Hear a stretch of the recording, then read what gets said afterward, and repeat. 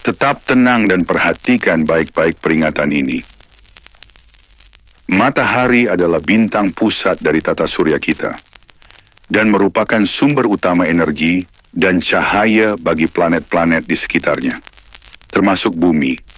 Namun manusia telah menciptakan matahari kedua, sebuah reaktor fusi nuklir yang dapat meniru proses yang terjadi di matahari.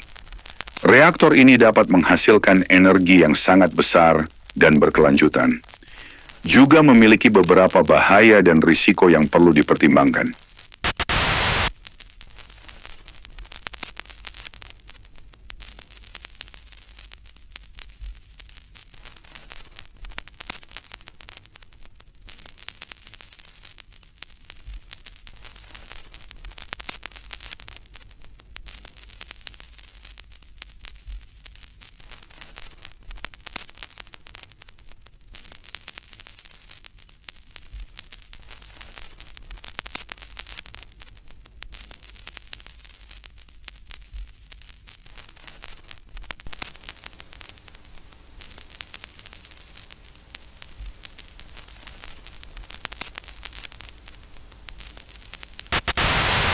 Secure, contain, protect.